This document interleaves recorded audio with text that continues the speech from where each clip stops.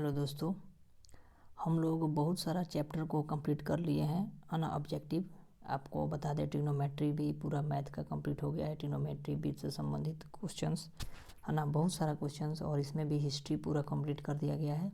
अब आज हम लोग दोस्तों यहाँ पे भूगोल का स्टार्ट कर रहे हैं, वस्तुनिष्ठ प्रश्न। ठीक है, ऑब्जेक्टिव प्रश्न होगा यहाँ पे हम लोग का भूगोल से स्टार्ट होगा। भारत संसाधन एवं उपयोग, इसके बारे में आज हम लोग पढ़ेंगे। ठीक है, और एकदम सिंपल वे में हर एक क्वेश्चंस को डिस्कसिंग करते जाया जाएगा, आराम से आप लोगों को पता चल जाएगा। ठीक है, कि क्या है कैसे है। उसके बाद फिर और भी चैप्टर धीरे धीरे कंप्लीट किया जा रहा है। दोस्तों इस चैनल पर नए होंगे तो चैनल को सब्सक्राइब कर लीजिएगा। इससे ये होगा कि आप लोग को हर एक क्वेश्चंस बढ़िया से समझ में आ जाएगा और बढ़िया से सब चीज़ समझ में आता रहेगा फिर फ्यूचर में भी। और भी चीज़ ट्रिग्नोमेट्री का बहुत सारा ट्रिक से सब क्वेश्चन बताया गया है। आइए आज हम लोग 1 नंबर क्वेश्चन से दोस्तों क्लियर करते हैं। कह रहा है कि कोयला किस प्रकार का संसाधन है। तो देखिए, कोयला जो है हम लोग का अनवीकरणीय है। देखिए, अनवीकरणीय और नवीकरणीय में क्या होता है समझिएगा थोड़ा सा। देखिएगा, नवीकरणीय उसको कहते हैं जिसको हम फिर तुरंत मतलब कोई भी चीज़ से एनर्जी हम लोग ले सकें। ठीक है, और अनवीकरणीय उसको कहते हैं कि उसको बनने में काफ़ी समय लगता है ना। उसको मतलब तत्काल अगर चाहे उससे लेने का एनर्जी तो नहीं ले सकते हैं। जैसे कोयला को हम लोग, कोयला बहुत काफ़ी वर्षों से पेड़ पौधे गिर गए हैं, दब गए हैं जो ज़मीन के अंदर, वो धीरे धीरे वो कोयला के निर्धारण हो गया है। तो वो कोयला से हम लोग ऊर्जा प्राप्त करते हैं। कोयला फिर कभी ना कभी ख़त्म हो जाएगा, लेकिन नवीकरणीय में क्या है कि उसको हम लोग कभी भी फिर उसको क्या कर सकते हैं, उसको हम लोग मतलब तुरंत हम लोग बना सकते हैं। जैसे सूर्य ऊर्जा क्या हुआ, ये नवीकरणीय है। पवन ऊर्जा क्या हुआ, नवीकरणीय है थी ये। उसके बाद हम लोग का ये क्या कहते हैं, पवन ऊर्जा हो गया। उसके बाद जल विद्युत हो गया। ये सब जल परियोजना ये सब क्या है, इससे भी हम लोग नवीकरणीय ये सब होता है। लेकिन अनवीकरणीय क्या हो जाएगा, कोयला हो जाएगा। ठीक है, अनवीकरणीय। उसके बाद फिर नेक्स्ट क्वेश्चन हम लोग का 2 नंबर क्वेश्चन कह रहा है कि सौर ऊर्जा निम्नलिखित में से कौन सा संसाधन है। तो सौर ऊर्जा जो है हम लोग का पुनः पूर्ति योग्य है। मतलब इसको मान लीजिए कि हम लोग का सौर ऊर्जा मान लीजिए रात में ख़त्म हो गया, फिर सुबह में हम उसको एनर्जी लेके और बैटरी में उसको संचित कर सकते हैं, या उससे हम लोग डायरेक्ट एनर्जी भी लेके कोई भी चीज़ को, इक्विपमेंट को हम लोग डायरेक्ट चला सकते हैं। ठीक है, जैसे सौर ऊर्जा से बहुत सारा पैनल भी हो जाएगा, इसीलिए उसको क्या कहेंगे, पुनः पूर्ति योग्य है। ठीक है, उसके बाद देखिए नेक्स्ट क्वेश्चन हम लोग आगे फिर पढ़ेंगे। 3 नंबर क्वेश्चन में हम लोग का कह क्या रहा है, देखिए 3 नंबर क्वेश्चन फिर हम लोग का कह रहा है कि तट रेखा से कितने किलोमीटर क्षेत्र की सीमा अपवर्जक आर्थिक क्षेत्र कहलाते हैं। तो अपवर्जक आर्थिक क्षेत्र कहलाते हैं 200 किलोमीटर। तट रेखा से कितने किलोमीटर क्षेत्र की सीमा अपवर्जक आर्थिक क्षेत्र कहलाते हैं, तो 200 किलोमीटर। फिर कह रहा है 4 नंबर कि डाकू की अर्थव्यवस्था का संबंध है। डाकू की अर्थव्यवस्था का संबंध है, तो ये हो जाएगा संसाधन के विदोहन से। संसाधन के विदोहन से 2 नंबर ऑप्शन। ठीक है, उसके बाद फिर हम लोग आगे बढ़ते हैं दोस्तों। 5 नंबर क्वेश्चन हम लोग का कह रहा है, 5 नंबर क्वेश्चन कि समुद्री क्षेत्र में राजनीतिक सीमा के कितने किलोमीटर क्षेत्र तक संपदा निहित है। राजनीतिक सीमा के कितने किलोमीटर क्षेत्र तक संपदा निहित है, यानी 5 नंबर का आंसर हो जाएगा हम लोग का डी, यानी 19.2 किलोमीटर। मतलब कहने का मतलब क्या हुआ कि मान लीजिए कि समुद्र है, जैसे अंडमान निकोबार हो गया, ये सब जितना भी है हम लोग का महासागर समुद्री इलाका, उसमें मतलब राजनीतिक सीमा के क्षेत्र में हम लोग 19 किलोमीटर दूर तक हम लोग का आधिपत्य रहेगा। उसके बाद 19.2 किलोमीटर तक, उसके बाद फिर एक्स्ट्रा जो बचेगा हम लोग का वो क्या हो जाएगा, वो दूसरे के क्षेत्र में चला जाता है। ठीक है, इसी प्रकार हम फिर आगे क्वेश्चन पढ़ेंगे। 6 नंबर क्वेश्चन हम लोग का कह रहा है कि पेट्रोलियम किस प्रकार का संसाधन है। तो पेट्रोलियम भी क्या है हम लोग का, पेट्रोलियम भी अनवीकरणीय है, क्योंकि इसको भी बनने में काफ़ी समय लगता है। ठीक है, पेट्रोलियम से ही हम लोग को पेट्रोल, डीजल है ना, बोरो प्लस जो होता है हम लोग का, जिसको वैसलीन बोलते हैं, ये सब पेट्रोलियम से ही हम लोग का दोस्तों निकलता है। उसके बाद फिर नेक्स्ट क्वेश्चन हम लोग देखेंगे। 7 नंबर क्वेश्चन हम लोग का कह रहा है दोस्तों कि निम्न कौन सी मिट्टी सर्वाधिक उपजाऊ है। तो निम्न में सबसे उपजाऊ जलोढ़ मिट्टी है। जलोढ़ मिट्टी जो है सबसे, जलोढ़ मिट्टी में क्या उपजाया जाता है, तो कपास उपजाया जाता है सबसे ज़्यादा। निम्न में से कौन सी मिट्टी सर्वाधिक उपजाऊ है, तो जलोढ़ मिट्टी। फिर 8 नंबर कह रहा है काली मिट्टी का दूसरा नाम क्या है। तो काली मिट्टी का दूसरा नाम दोस्तों रेगून कहते हैं। काली मिट्टी को क्या कहते हैं? रेगून कहते हैं। यह अधिकतर दोस्तों जानते हैं गुजरात क्षेत्र में पाया जाता है। वहाँ का खेत अगर हम लोग उड़ते हैं तो वहाँ पे काला काला दिखता है, लगता है कि पाक, मतलब पाक जैसे होता है ना काला काला, वैसे ही दिखता है उधर। देखिए ये कितना इंपॉर्टेंट क्वेश्चन है दोस्तों। देखिए यहाँ पे हम लोग का, देखिए ये 11 में पूछा है, 11 में पूछा है, फिर 13 में पूछा है, 15 में, 17 में, 19 में। तो ये सब इंपॉर्टेंट क्वेश्चन है, इसको ध्यान से याद रखिएगा इस सब क्वेश्चन को। फिर नेक्स्ट क्वेश्चन कह रहे हैं हम लोग का 9 नंबर की, मरुस्थल मृदा का विस्तार निम्न में से कहाँ है? मरुस्थलीय मृदा का विस्तार कहाँ है? तो आप लोगों को तो पता ही है कहाँ है, झारखंड में, सॉरी राजस्थान में है, तो राजस्थान में हम लोग मारेंगे, ठीक। उसके बाद नेक्स्ट क्वेश्चन हम लोग देखेंगे 10 नंबर क्वेश्चन। देखिए 10 नंबर क्वेश्चन हम लोग का कह रहा है क्या कि सोपानी कृषि किस राज्य में प्रचलित है? सोपानी कृषि किस राज्य में प्रचलित है? तो सोपानी कृषि उत्तराखंड में सबसे ज़्यादा होता है। फिर 11 नंबर को आ रहा है कि पंजाब में भूमि निम्नीकरण का मुख्य कारण क्या है? भूमि निम्नीकरण का पंजाब में मुख्य कारण क्या है? तो अधिक सिंचाई, अधिक सिंचाई भूमि निम्नीकरण का कारण है। फिर कह रहा है कि 12 नंबर क्वेश्चन की कौन सी मिट्टी कपास की खेती के लिए सर्वोत्तम है? तो सबसे अभी हम बताए हैं दोस्तों, कपास की खेती के लिए काली मिट्टी, काली मिट्टी है, हाँ सर्वोत्तम मानी जाती है। हाँ कपास की खेती के लिए काली मिट्टी सबसे ज़्यादा, जलोढ़ मिट्टी नहीं होता है दोस्तों। कपास की मिट्टी, कपास के लिए जो है कौन सी, कपास की खेती के लिए सबसे सर्वोत्तम मिट्टी कौन सा है? तो ये काली मिट्टी होता है। उसके बाद हम लोग का 13 नंबर क्वेश्चन है दोस्तों। 13 नंबर क्वेश्चन कह रहा है क्या कि भारत में लगभग कितने करोड़ हेक्टेयर भूमि का क्षरण हो चुका है? तो यहाँ पे हम लोग का हो जाएगा सी, 13 करोड़। 13 करोड़ जो है हेक्टेयर भूमि का क्षरण हो चुका है। फिर कह रहा है 14 नंबर कि मेढक के प्रजनन को नष्ट करने वाला रसायन कौन सा है? तो मेढक के प्रजनन को नष्ट करने वाला रसायन जो है एंड्रीन है, एंड्रीन, प्रजनन को नष्ट करने वाला एंड्रीन है, मेढक है। उसके बाद 15 नंबर क्वेश्चन कह रहा है कि देश के बांधों को किसने भारत का मंदिर कहा है? 15 नंबर क्वेश्चन, बांधों को किसने भारत का मंदिर कहा है? तो ये जो होगा पंडित नेहरू ने, पंडित जवाहरलाल नेहरू ने कहा है कि ये जो है भारत का मंदिर है। फिर 16 नंबर कहा है कि कुल जल का कितना प्रतिशत भाग महासागर में निहित है? तो महासागर में कितना प्रतिशत भाग निहित है?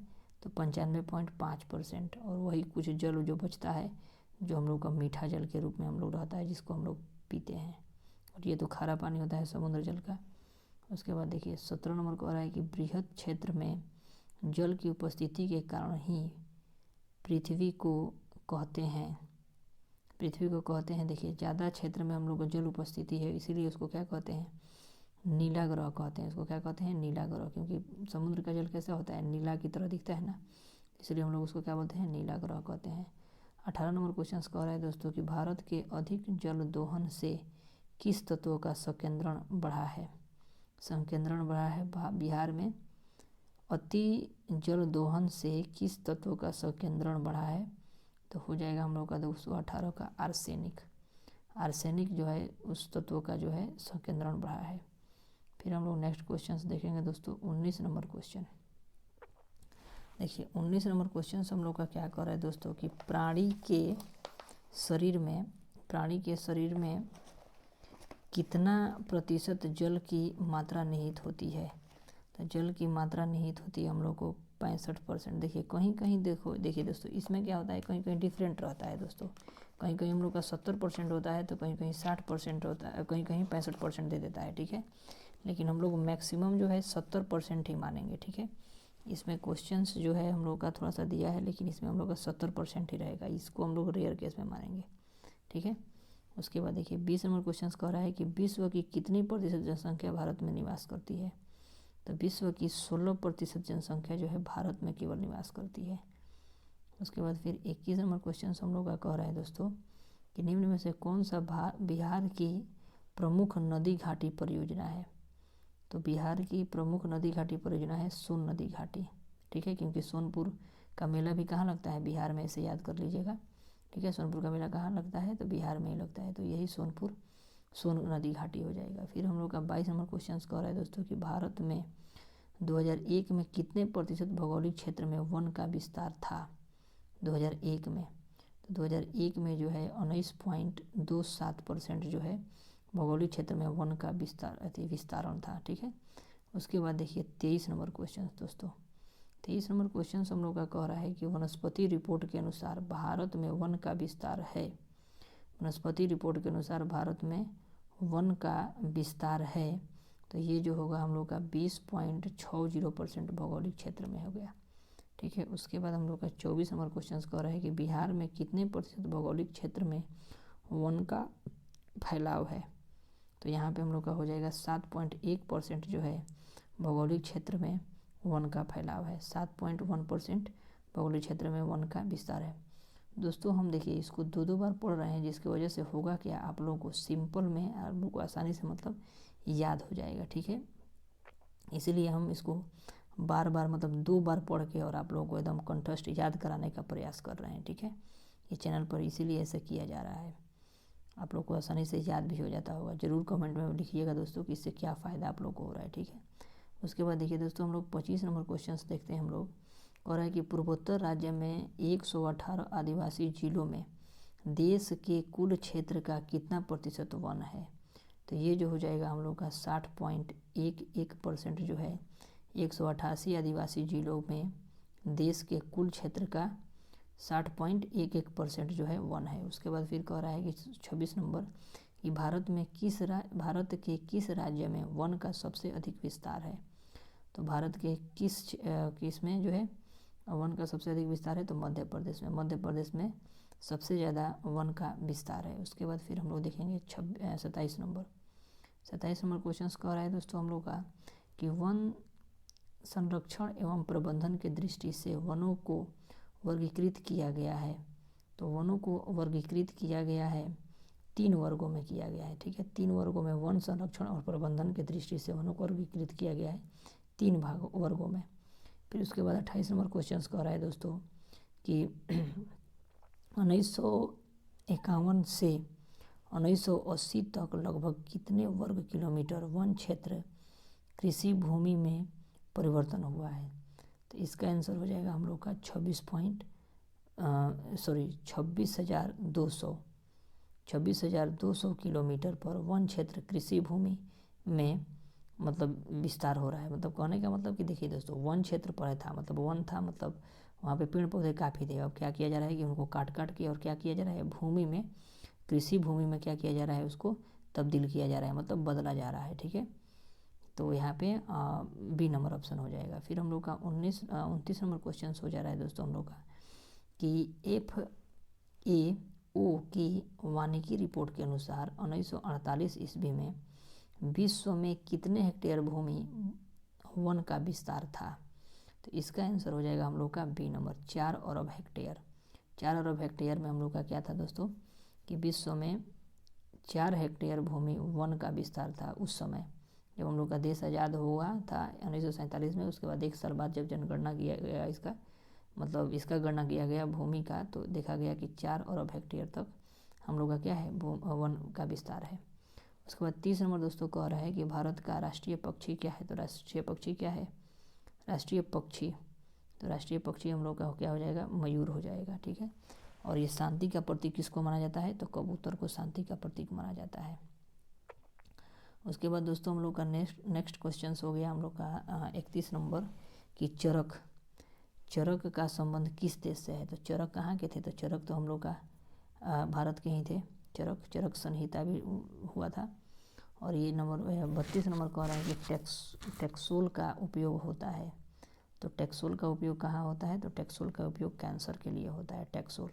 उसके बाद विश्व पर्यावरण दिवस कब मनाया जाता है, तो विश्व पर्यावरण दिवस मनाया जाता है आपको 5 जून को मनाया जाता है विश्व पर्यावरण दिवस। फिर हम लोग का नेक्स्ट क्वेश्चन कह रहा है 34 नंबर दोस्तों कि संविधान की धारा 21 का संबंध है।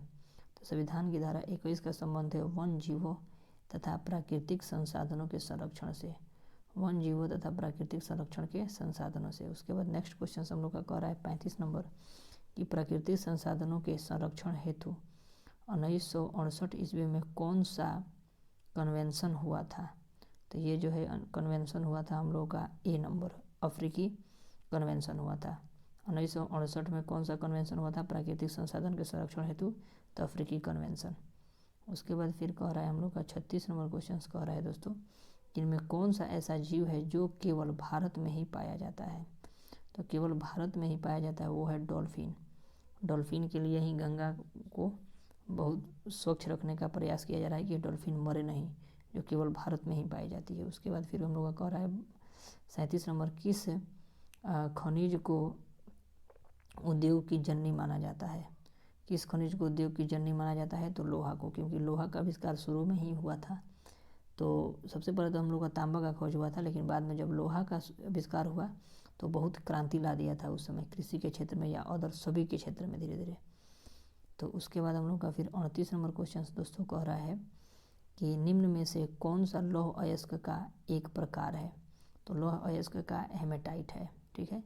एंथ्रासाइट्स कोयला का होता है, बिटुमिनस कोयला का ही होता है, लेकिन ये जो है हेमेटाइट क्या होता है? हेमेटाइट जो है लौह का अयस्क है। उसके बाद 39 नंबर कह रहा है कि भारत का सबसे बड़ा लौह अयस्क उत्पादक राज्य कौन है? तो भारत का सबसे बड़ा लौह उत्पादक राज्य है हम लोग का कर्नाटक। भारत का सबसे बड़ा लौह उत्पादक कर्नाटक है। फिर 40 नंबर कह रहा है दोस्तों कि भारत में लगभग कितने खनिज पाए जाते हैं?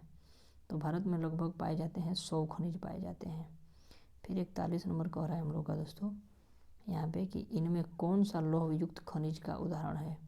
तो लौहयुक्त खनिज का उदाहरण किसमें है? जिसमें लोहा पाया जाता है। तो मैग्नीज में लोहा पाया जाता है, इसलिए उसको लौहयुक्त खनिज कहा जाता है। फिर हम लोग का कह रहा है 42 नंबर क्वेश्चन की इनमें से कौन सा अधात्विक खनिज का उदाहरण है? अधात्विक मतलब उसमें धातु नहीं होता है। तो धातु किस में नहीं होता है? तो अब्रक में धातु नहीं होता है दोस्तों। टीन में कुछ धातु होता है, टीन धातु ही है, चांदी धातु है और सोना भी क्या है? धातु है। फिर हम लोग का नेक्स्ट क्वेश्चन कह रहा है दोस्तों 43 नंबर कि छत्तीसगढ़ भारत का कितना प्रतिशत लौह अयस्क का उत्पादन करता है? तो छत्तीसगढ़ जो है हम लोग का कितना प्रतिशत? तो 20% करता है। फिर 44 नंबर कह रहा है दोस्तों कि मैग्नीज उत्पादन में भारत का विश्व में कौन सा स्थान है? तो मैग्नीज उत्पादन में भारत का स्थान जो है तृतीय है। फिर 45 नंबर क्वेश्चन कह रहा है कि एक टन इस्पात बनाने में कितने मैग्नीज का उपयोग किया जाता है? तो ये जो है 10 किलो का उपयोग किया जाता है दोस्तों।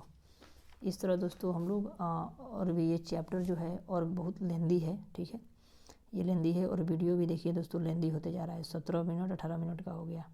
अब हम लोग क्या करेंगे, हालांकि 50 क्वेश्चंस देख लेते हैं, ठीक है, 50 क्वेश्चंस देख लेते हैं, उसके बाद हम लोग फिर आगे बढ़ेंगे इसमें, ठीक है, क्योंकि ये लेंदी क्वेश्चन हो जा रहा है तो दिक्कत होता है अपलोड करने में भी। उसके बाद देखिए नेक्स्ट क्वेश्चन दे रहा है हम लोग का 46 नंबर की उड़ीसा किस खनिज का सबसे बड़ा उत्पादक है? तो उड़ीसा जो है हम लोग का कितना? तो ये मैग्नीज का उत्पादन है, सबसे बढ़िया उत्पादक राज्य है मैग्नीज। उड़ीसा जो है मैग्नीज सबसे ज़्यादा उत्पादन करता है। उसके बाद 47 नंबर कह रहा है कि एल्युमिनियम बनाने के लिए किस खनिज की आवश्यकता पड़ती है? तो एल्युमिनियम बनाने के लिए हम लोग को किस खनिज की आवश्यकता होती है? तो ये जो है 47 नंबर का आंसर हो जाएगा हम लोग का डी, ऑक्साइड का प्रयोग करते हैं, ऑक्साइड। उसके बाद फिर कह रहा है हम लोग का 48 कह रहा है दोस्तों, ऐसे 2-3 क्वेश्चन ऐसा हुआ होगा, ठीक है, थोड़ा सा धुंधला दिख रहा होगा, लेकिन और सब क्वेश्चंस ठीक है आगे। फिर कह रहा है कि देश में तांबे का कुल भंडार कितना है? तो तांबे का कुल भंडार कितना है दोस्तों? तो ये हम लोग का 125 करोड़ टन है। उसके बाद कह रहा है 49 नंबर की बिहार झारखंड में देश का कितना प्रतिशत अबरक का उत्पादन होता है? बिहार झारखंड में देश का कितना प्रतिशत अबरक का उत्पादन होता है? तो बिहार झारखंड में जो है कितना? तो 80% होता है। फिर 50 नंबर क्वेश्चन, सीमेंट उद्योग का सबसे प्रमुख कच्चा माल क्या है? तो सबसे प्रमुख कच्चा माल इसमें क्या हो जाएगा? 50 का ए, चूना पत्थर। चूना पत्थर जो है कच्चा माल का है। तो इस तरह दोस्तों हम लोग आज 50 क्वेश्चंस कंप्लीट किए, और फिर नेक्स्ट वीडियो में दोस्तों और सब क्वेश्चंस जितना भी है इसको धीरे धीरे कंप्लीट कर लेंगे, ठीक है दोस्तों। चैनल पे नए होंगे तो सब्सक्राइब कर लीजिएगा, ठीक है। अगला वीडियो में हम लोग ये सब क्वेश्चंस को पूरा देखेंगे, क्योंकि ये वीडियो लेंदी हो जा रहा है, प्रॉब्लम करेगा, इसीलिए। चलिए मिलते हैं नेक्स्ट वीडियो में, तब तक के लिए जय हिंद दोस्तों।